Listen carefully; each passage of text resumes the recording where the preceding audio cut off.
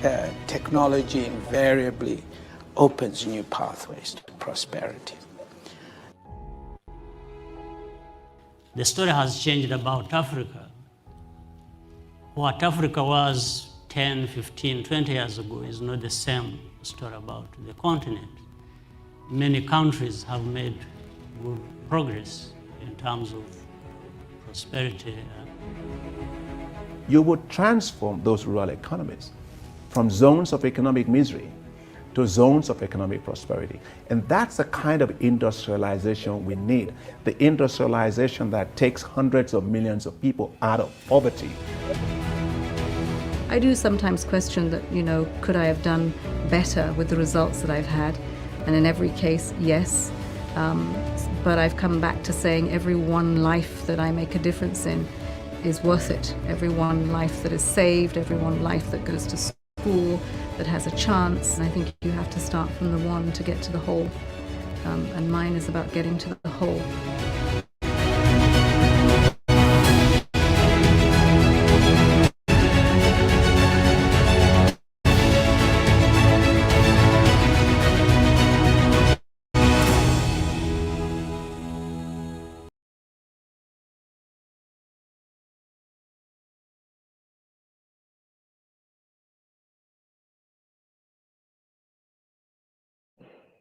Dr. Songwe, you're mute, please. Good afternoon, good morning, good evening, everybody. Thank you very much for being with us. We're here once again for our second It's Your Turn conversation. And the first It's Your Turn conversation, we had 3 women, and I got all this text saying, yes, we like gender equality, but can you please balance it? So for everybody who sent me that message, there we go. We have 2 very illustrious Africans with us, people who have been working, as we said. Yes, prosperity is coming to Africa to deliver that prosperity. But today, the conversation on prosperity coming to the continent is a conversation that must and has to go through how we win and fight the fight against this pandemic. And these are 2 people who have been fighting the pandemic from different ends of our prosperity spectrum. One from the health space and one from the civil society space, both with very different perspectives. But I think you can both agree with me that for us to get to prosperity, we must first of all jump the COVID-19 pandemic challenge that has been put in front of us. So our conversation today will be about what you will do to see how Africa gets to recovery, gets to reset, and gets to prosperity from where we are today. Without further ado, let me provide brief introductions of who our panelists are, and then we will get into the conversation. So both of our panelists do not need any introductions, but let me just do it. However, apologies for starting a little bit late. We had some, as you heard, Strive say that the road to prosperity on the continent is technology. We had some technical difficulties, but we will fix them so that our road to prosperity, at least, is only COVID and not technology. We're getting there on the technology part. Kennedy is one of Africa's best-known community organizers and social entrepreneurs. Kennedy lived for 23 years of his first 33 years in the Kibera slums in Kenya, one of the largest slums in Africa, where he experienced the devastating realities of life in extreme poverty firsthand. The oldest of 8 children, he became a street child at the age of 10. Still, he dreamed about changing his community. In 2004, he had a job in a factory earning $1 for 10 hours of work. He saved 20 cents and used this to buy a soccer ball and start Shining Hope for Communities, which is now called SHOFCO. Although he was entirely informally educated, Kennedy received a full scholarship to Westland University, becoming one of Kibera's first to receive an education from an American liberal arts institution. He graduated in 2012 as the commencement speaker and with honors in sociology. Kennedy has an immense number of accolades. He was featured by President Bill Clinton, Madonna, Beyonce. He's met everybody that I want to meet when I grow up. He currently serves as the Wangari Maathai Foundation Board and chair of the Vaki Foundation Alliance for Girls Education. He speaks 6 languages. He's a senior fellow with Humanity in Action and an Aspen Institute New Voices World Economic Forum and Obama Foundation for Africa leader. He is the New York Times bestselling co-author of the book, Find Me Unafraid, Love, Loss, and Hope in an African Slump, which he wrote with his wife and business partner, Jessica. So if we want to talk about prosperity, no better than Kennedy to help us have that conversation. And so I'm going to start this, and I'll introduce, of course, Dr. John when I come over to John. But let me start the conversation, Kennedy, with you. And, you know, we met at the beginning of this crisis, and I think everybody who was at that first conversation heard your battle cry when you said, you know, yes, you want us to wear masks, but we cannot afford masks. And your cry was to say we do need some economic support to get out of the crisis. At the time, we thought we would only be in this crisis for a few months, but now we are, you know, almost moving on to 2 years of this crisis. Your recent article, which you wrote in July, highlighted the importance of pursuing local solutions to address this global pandemic. What do you think, you know, almost 18 months after we had our first conversation where we were talking about the difficulties of getting, you know, the poor and those at the bottom end of our society to be able to address the COVID pandemic? How well do you think we have done? What do you think we can do better, and what is your assessment? Thanks so much, Dr. Songwe. If you remember very well, can you hear me? Yes, can you hear me? Yes, we can. Yes. There's something you are forgetting. Apart from that, you and I had a very long talk, I remember, on the WhatsApp, and we were talking about the future of Africa. And I told you something very carefully, if you remember well, that you're going to see a lot of conflict, and where people are going to rise up, disruption happening in major cities in Africa. So you saw that in South Africa, in Lagos, and it's keep on happening. So why is that? You can still see the idea of this economy, you know what I mean? Not really going down. No? And the way forward now, we have to understand that if we don't take care of those living below in our society, we are living in a time bomb. And COVID has come in as a way to show us the disparity, you know, and something that has to be done. So we have seen many countries coming up. We need to invest more in the communities. We need to bring more partners in. Otherwise, COVID will become more economic difficulty that will end up bringing more kind of disruption. So, but I'm happy to see Dr. John, who has been working so hard, you know, to ensure that we have vaccine equity in Africa. And my agenda has been, let's stop this idea of top to bottom. It doesn't work, because you can get the vaccines, but how will you deliver it? We need to have trust with our institutions. You cannot force any citizen in Africa to take the vaccine by force. So let's go down to our local leaders. Let's go down to our religious leaders. Let's go down to the chiefs, to the elders. Let's have a conversation. Let's start put them in the center of our agenda. Otherwise, you will bring vaccines, nobody will take it. So we have to work on that. So my agenda has been on how do we bring everyone on the table, especially localization agenda, whereby community leaders, they're feeling that they're part of the government and they're part of the future. Thank you, Vera. Thank you, Ken. You referenced Dr. John Nkengasong and the work that he's been doing.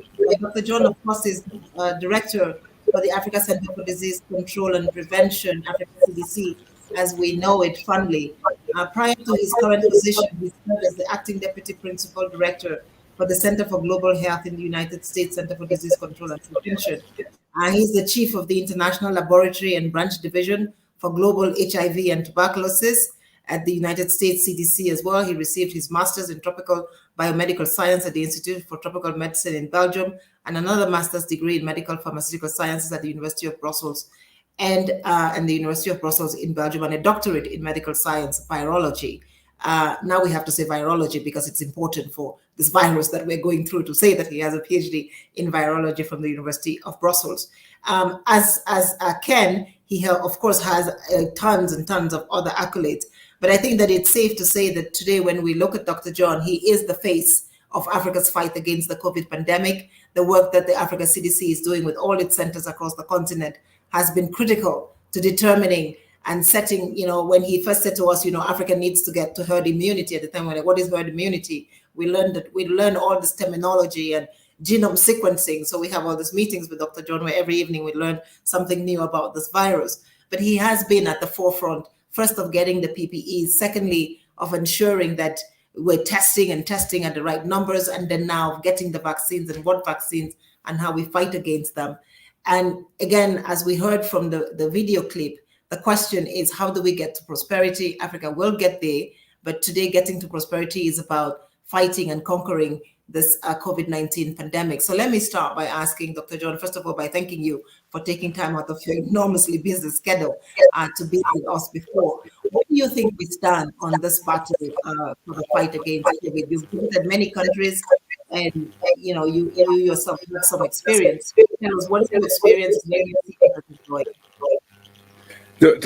Thank you, Vera, for inviting me to be part of this discussion. And it's good to see you again, Kennedy. And as usual, I mean, when I heard your brief about, I'm extremely inspired because of the work that you do, and you see why I'm so impressed with that. And I count on you that we build a partnership and a campaign for Africa.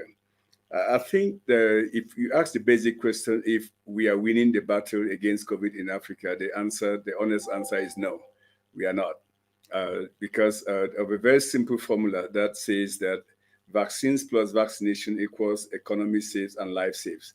So if you look at that, I mean, on the other side of the equation, which is access to vaccines, we have very limited vaccines. About 2.5% of our population is now fully vaccinated. Our goal, as Vera said, at that time, we were aspiring to get to herd immunity, was to get to 60%, at least 60%. And now the whole concept of our understanding of the virus has changed, has evolved, and we are probably going to throw the concept of herd immunity away, and I can explain why that is no longer relevant. But that means that we need to even increase our coverage for the vaccination to even higher levels then. But to do that, as Kennedy said, we need to work with the community. There is absolutely no way that we are going to get that to that level of vaccination without strong engagement with the community. I always said in the last couple of weeks that we need a social contract. We need a social contract that says, I will get vaccinated to protect myself, and I'll get vaccinated because I love my loved ones, and I'll get vaccinated because I love my community. And that's the only way that, I mean, we are going to blunt this pandemic from spreading. My fear is that we are still looking at treating this pandemic as if we were in an acute phase of the virus. It is not. We are now entering into a more sustained phase of a pandemic, and we have to reason very differently then. If by comparison, the pandemic of 1918, the Spanish flu, lasted for a year and a half, and it killed about 50 million people. Now we are on a very poor trajectory as the world, where in a year and a half, 5 million people have died or more, and 200 million people have been infected, and yet we are still struggling to understand this virus. So we really need that social contract with the community, and we're counting on people like Kennedy to mobilize the community so that they do two things. We support uptake of vaccines and support testing. We need to launch into mass testing using antigen tests so that you know your status. And if you know your status, you can protect your loved ones and protect yourself.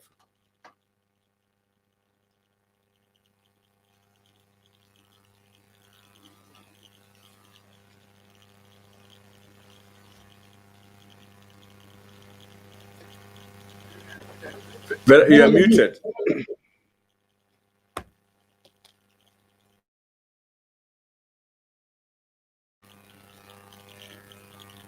Okay.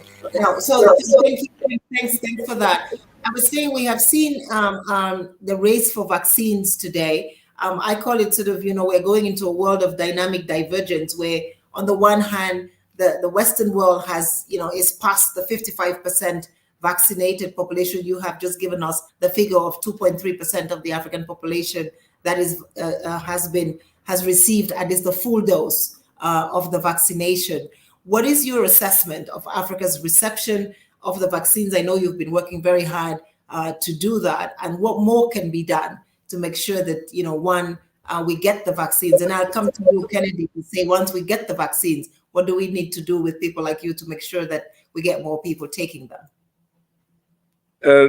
That's a very good question, Vera. I think a quote that inspires me always is from a former candidate for the U.S. Presidency in 1972, I believe, called Shirley Chisholm, who said, if they do not invite you to a table, you bring a folded chair to the table.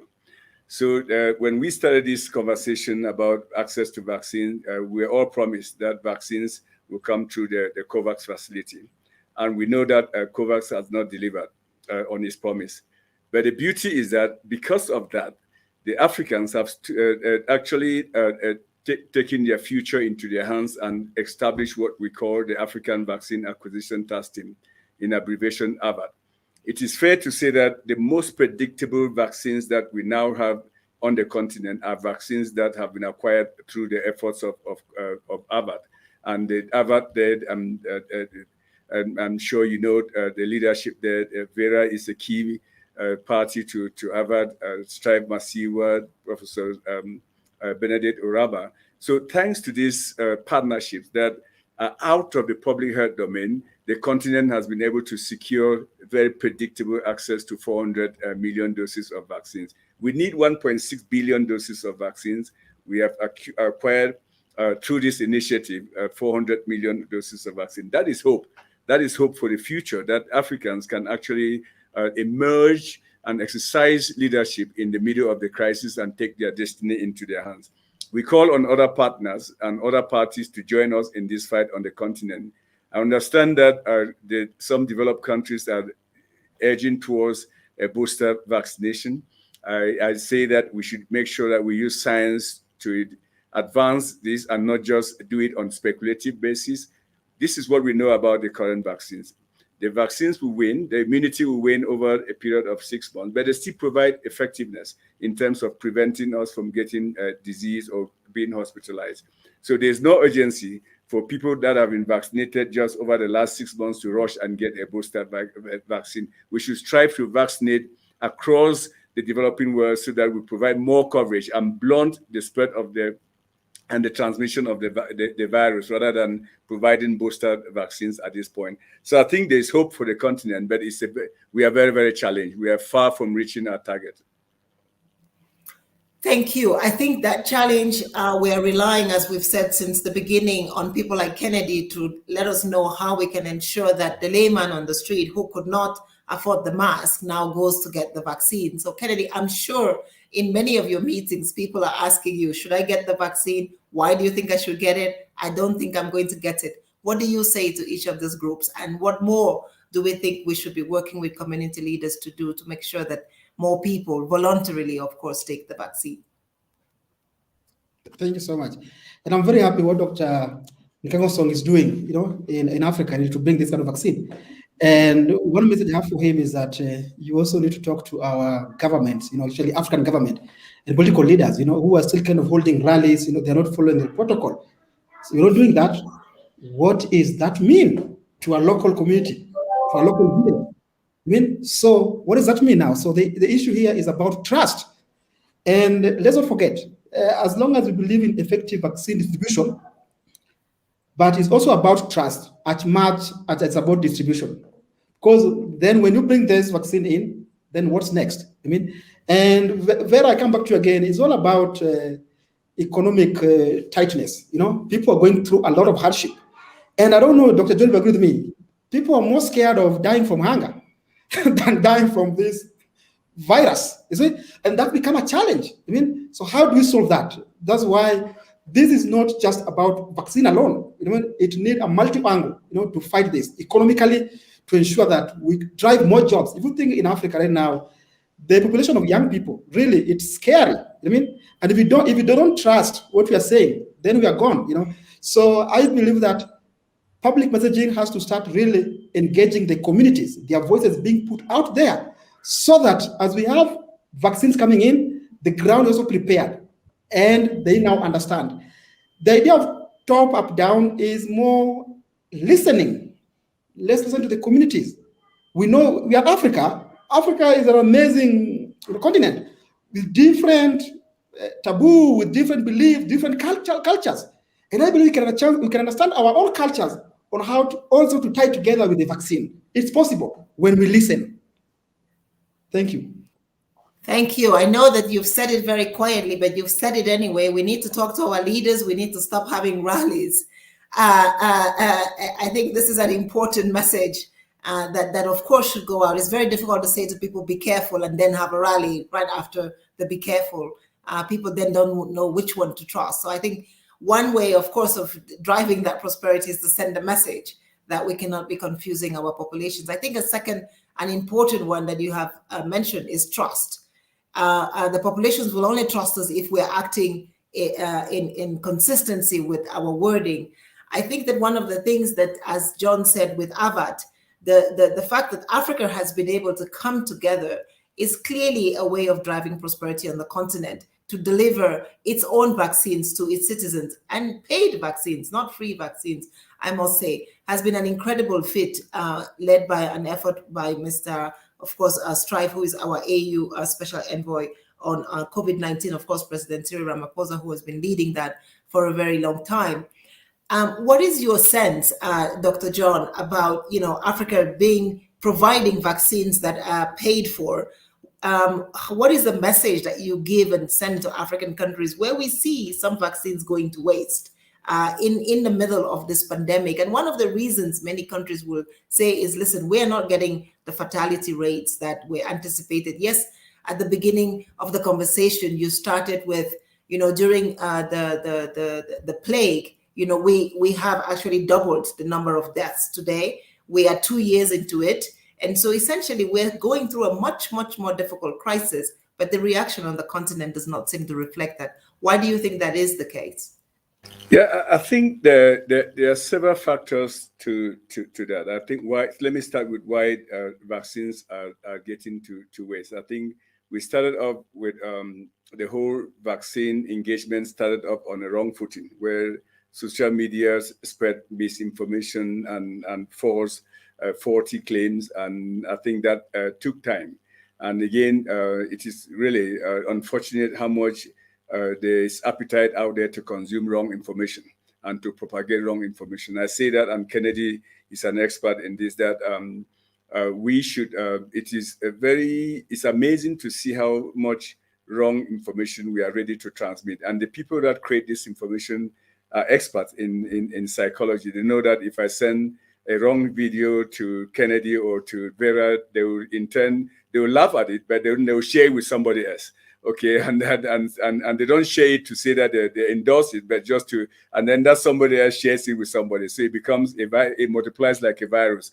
We should stop that. I think so we started off on a very wrong footing with that. But if you look at the trends, and I was examining that, we did our own study, a perception study, very early on last year, where we look at 15,000 people across multiple countries in Africa. And at that time, we came out with a simple question that we addressed at that time was, if vaccines were available today and they are effective and safe, would you take it? The acceptance rate ranged from, at that time, from 60% to 95%. And 60% in DRC, 95% in Ethiopia. Over time, we have been tracking the acceptance rate of these vaccines. And initially, they mirrored just that. But with time, we have seen that hesitancy rate has actually improved. Our problems now is not hesitancy, but the problem is what I describe as vaccine famine on the continent. And I think everybody now knows somebody who has died of COVID. Okay, but when COVID just started, it was very difficult for anyone in Africa to know somebody who has died of COVID. But now it's a common thing that we know, and that is really pushing that. You see lines and lines of people out there. So the very first doses of vaccines that were supplied on the continent, some of those ended up in wastage because we were dealing with the issue of the misinformation there. Now the uptake, I think the challenge that we have now is that people are saying, look, here we are with open arms, we are ready to get the jab, but the jabs are not there. So I think that is something we should think of. So the second thing is that we have to, in order to roll out a proper vaccination program, it has to be a predictable supply of vaccines. We are not seeing that. We are seeing donations here and there where country X will say, we're giving you 10 million doses, and country B says, we're sending 5 million to Africa. There are different types of vaccines. We don't know when they will come. Some come with a very short expiry date. So I think Africa CDC has cautioned that if you are donating vaccines to the continent, coordinate with the Africa Union or Africa CDC or Harvard so that we can help you in the distribution and in a way that countries can plan effectively. Because the way you plan for, say, a vaccine like AstraZeneca or Johnson & Johnson is very different from the way you plan for a Moderna vaccine or a Pfizer vaccine there. So I think it's a combination of factors that is leading to vaccine wastage on the continent. But again, I'm very encouraged that we will see this situation change as people begin to see real benefits of vaccines as we introduce them at scale on the continent.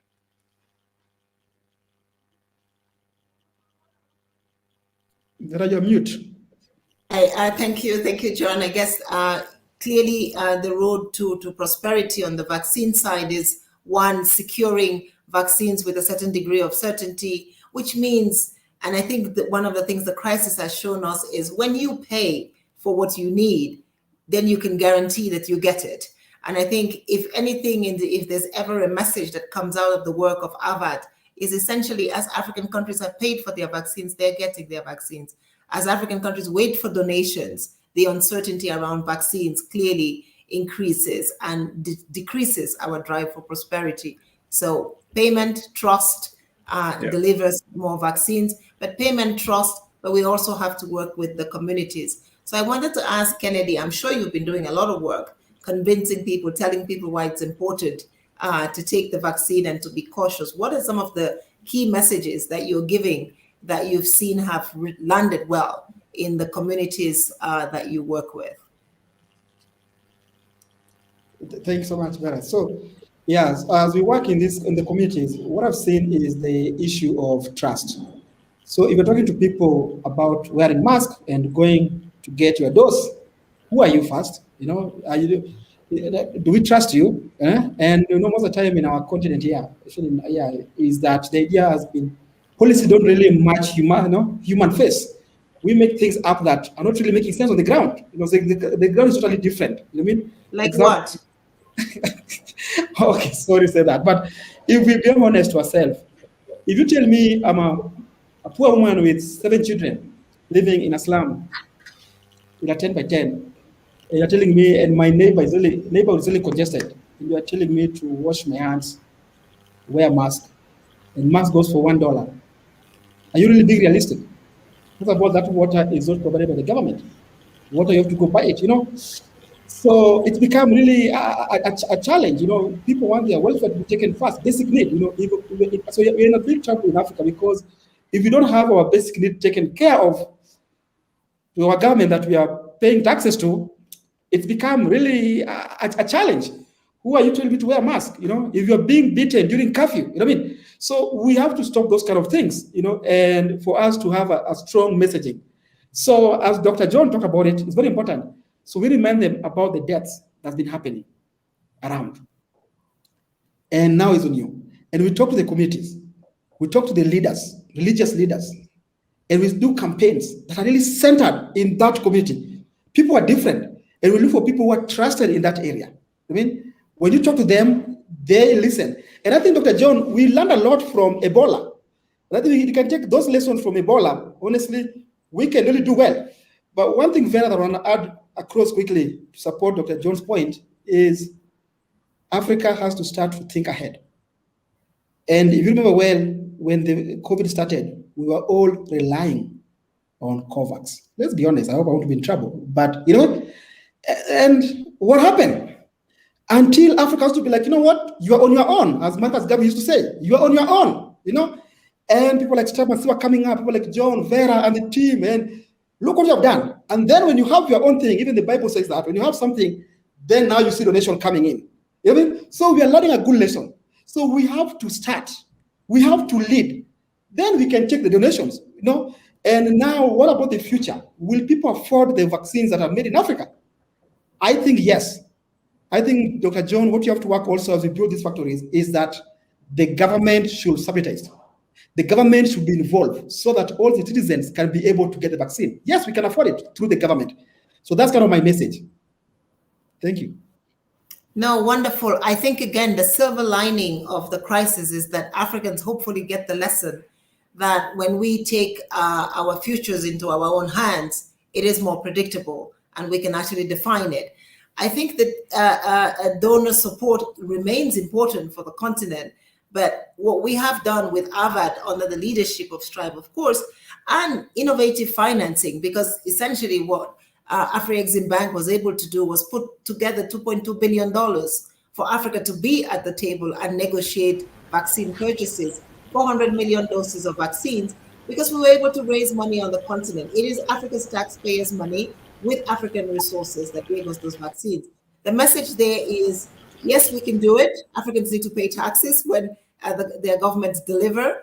But only then, as you said, does the rest of the development community come together behind an African idea. And I think that is the important message, is when Africa determines where it wants to go and shows by leadership and leading from the front that it can deliver for itself, the rest of the world comes behind it.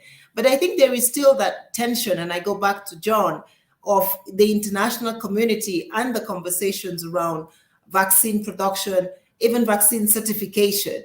And in this crisis, Dr. John, what are 2 or 3 things? Having an Africa CDC has clearly been particularly powerful. Where do you see Africa CDC going in the future? What more can we do to ensure that Africa's health concerns overall become Africa's decision-making, become entrenched in Africa's decision-making processes? I think before this crisis, we saw that 95% of all of Africa's health commodities were imported. You know, what is it that Africa CDC looks to do? What are some of 2 or 3 key issues that need to be taken into account as we move to strengthen our institutions and create more African ownership? No, wonderful. I think, Vera, before I address that, which is a topic that I'm passionate about, let me just say one word on AVAD, which is, to me, is one of the greatest innovations that occurred because of this crisis, that I hope that it will be sustained, because it shows the power of confidence of Africans, the power of leadership, and the power of leveraging. I have personally learned so much by working with people like Vera, Strive, and Professor Orama, people that are not at all, or were not at all in the public health realm. These people have become experts in vaccinology, immunology. They describe all kinds of vaccines and the vectors. And I must confess that in some of our discussions, which we meet almost every day, I learned a lot from all kinds of words like SDRs, and I can confess that when the first time they said I'll turn off my camera and then Google to find out what is this that they are saying and whatever, then I turned the camera on. So it has truly been a learning exercise, and if Africa has to move forward, those are the kind of initiatives that must be sustained and supported. And that fits into the answer to the question that Vera raised about Africa CDC. Looking at where we are with this pandemic, and the other challenges that Kennedy, you touch on, the Ebola outbreak. These events do not happen sequentially. Okay, they happen simultaneously. In other words, an outbreak of COVID doesn't wait until we get done with that. Then we see a Marburg outbreak. Then we deal with a cholera outbreak. They're all happening simultaneously. As we speak, you all know that there was a Marburg outbreak, another deadly virus in Guinea, and that Cote d'Ivoire is struggling with an Ebola. So what we need to do as a continent is to step back and look at the whole health security architecture, and Africa CDC has to drive this. Africa CDC is the public health agency that was created by the head of states through their wisdom and vision. And there are 3 key things that we must look at. First of all is we have to argue for a new public health order for the continent. A new public health order that says that we have to exercise leadership in 3 key areas. 1, production of our health security commodities, vaccines, diagnostics, and therapeutics, including manufacturing of personal protective equipment, period. No people, and I repeat, no people guarantee their health security without those 3 commodities. Last year in March, we were scrambling. Vera, if you recall, we all have these meetings and we're scratching our heads of where do we have diagnostics? Okay, we have the money, but you didn't know where to go get diagnostics. That was March last year. And we thought that the world would, we will learn from that experience, and maybe vaccines would become available, and then we'll kind of exercise more solidarity and cooperation. No way. A few months down the road, vaccines were available. We have no vaccines. So we started off having no diagnostics, ended up having no vaccines. I think we really have to take that destiny into our hands and Africa CDC has to play an important role. I'm, however, very encouraged that I was in Morocco last week and I saw the Moroccans producing their own PCR test, and the entire country is using that test. And they are ready to expand production sites in other parts of Africa. I was in Morocco last week and saw them producing masks and exporting to Europe. Okay, and I was scratching my head like, well, we import from China and they produce here and export to Europe. We should be thinking of how do we do so that can produce and encourage local production that will create jobs. This is something also that I learned from Vera. She doesn't go past one paragraph before talking about jobs, which I never think about it until she started bringing that up. So I think that is one. The second thing is, of course, vaccines. We have been discussing that many countries are now lined up to produce vaccines, which is encouraging. We just need to be sure that it's coordinated. Our workforce development, we should stop talking about technology transfer, but talk about co-creating technology. And Africa CDC should be leading the way of how do you work with different regional hubs to co-create technology. Okay, so that our children or the young people do not grow up thinking that, well, we have to wait until technology is created in the north and transferred to us in the south. That will become another stigmatization that we need to deal with. We can co-create technology, and Africa CDC can lead the way to catalyze that. Third and lastly is our own institutions matter. We should strengthen our own institutions. A baby institution like Africa CDC has led the way and has actually inspired the confidence in our leadership of the continent. And that's how you fight pandemics. There are only 4 P's to fighting a pandemic. You know your pathogen, you know the population, you know you develop good policies, and you have good politics. And at the center of that is having a strong and respected and trusted public health institution. We should all rally around so that Kenya should have its own mini CDC, Cameroon should have one. They should all form a network and work with Africa CDC so that we can fight the next pandemic in a completely different manner. Those are 3 key things that we must do, and Africa CDC is working on all 3.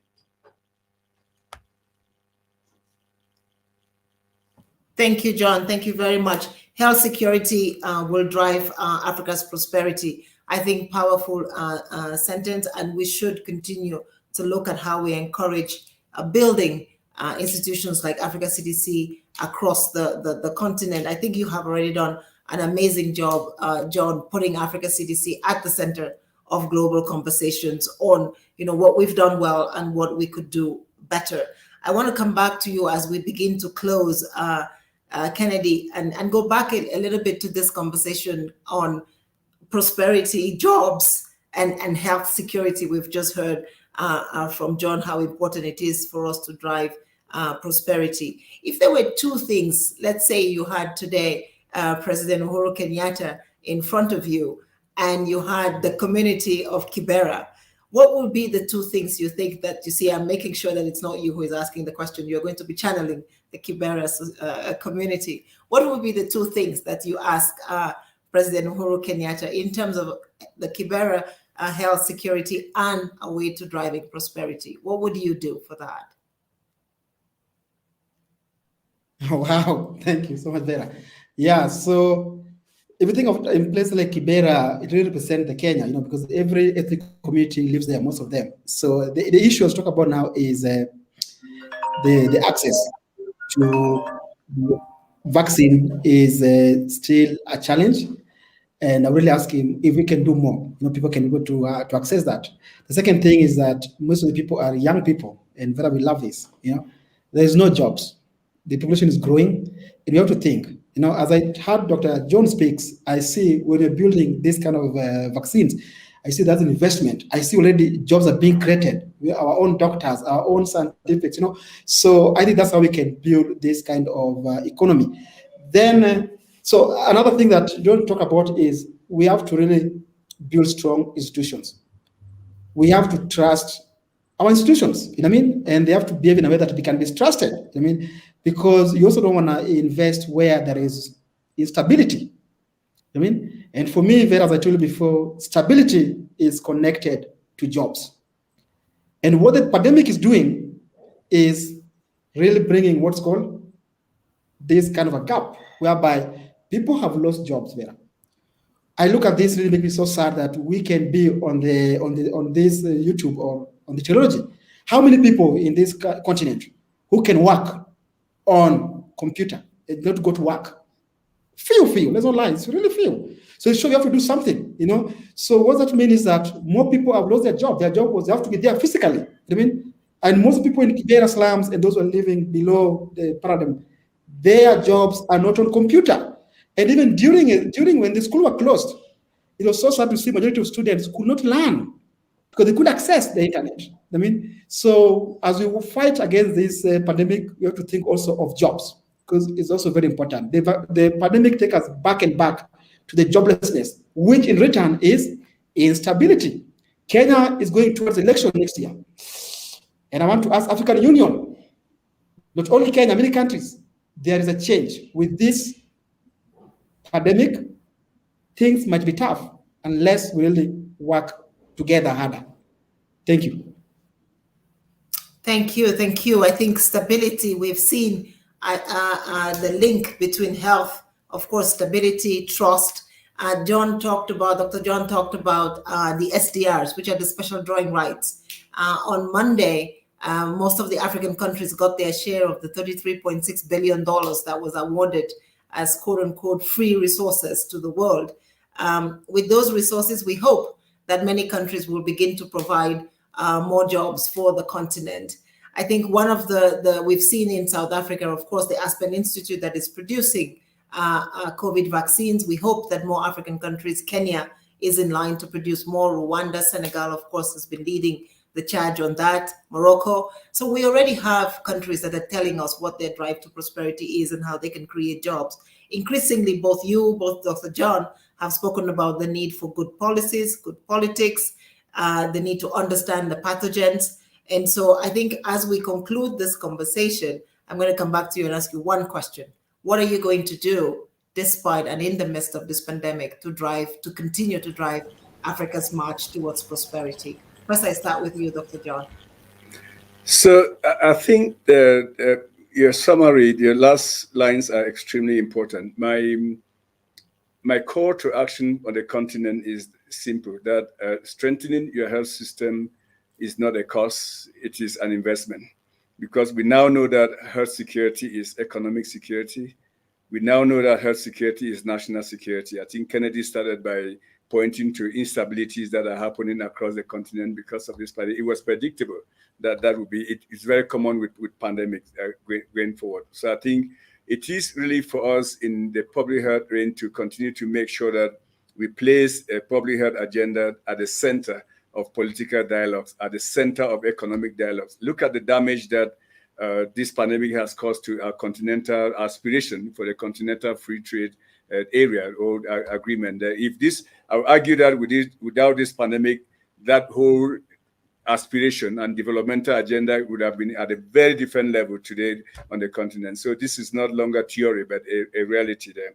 So I think we at Africa CDC will continue to be advocates, activists for strengthening and investment in health systems so that, I mean, as I said, always, you dig your words before you are thirsty.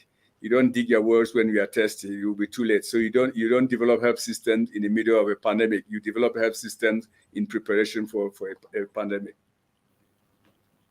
Thank you. And now over to you, Kennedy. What is it that you're going to keep doing to drive prosperity in your neighborhood and on the continent at large, of course?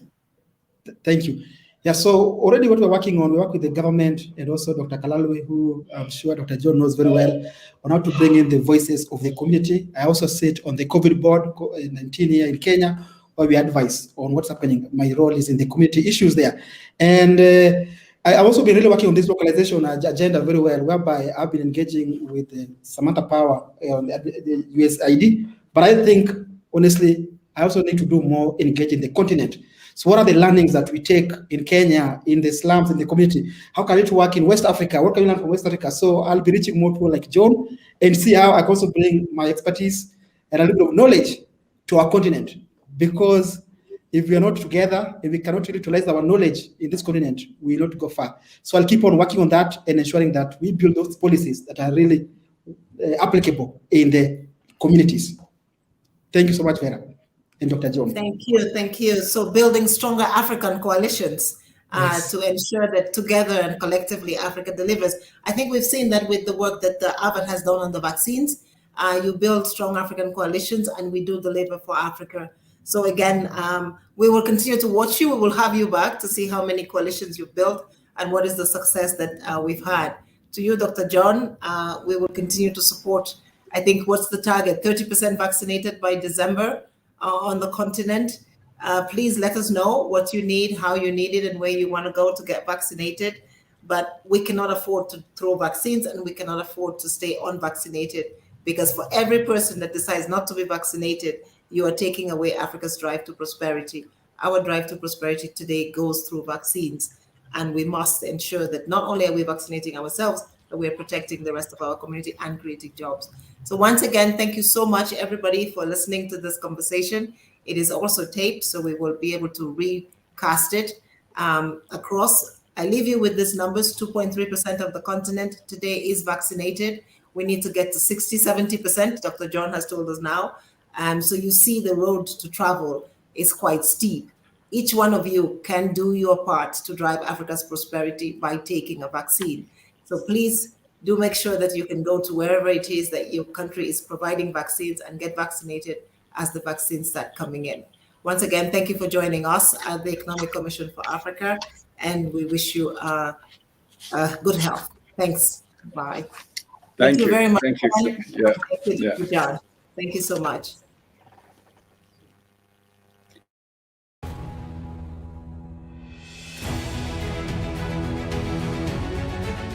Trade is important for the 21st century, is important for prosperity, is important for resilience, is important for sustainable growth. C'est un continent jeune, développement que sont la santé et l'éducation.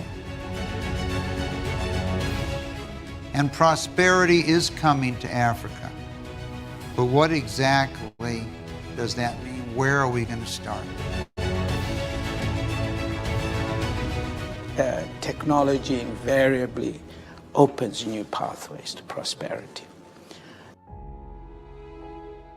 The story has changed about Africa. What Africa was 10, 15, 20 years ago is not the same story about the continent.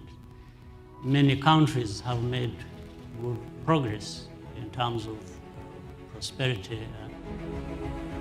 You would transform those rural economies from zones of economic misery to zones of economic prosperity. And that's the kind of industrialization we need, the industrialization that takes hundreds of millions of people out of poverty. I do sometimes question that, could I have done better with the results that I've had? And in every case, yes. But I've come back to saying every one life that I make a difference in is worth it. Every one life that is saved, every one life that goes to school, that has a chance. And I think you have to start from the one to get to the whole. And mine is about getting to the whole.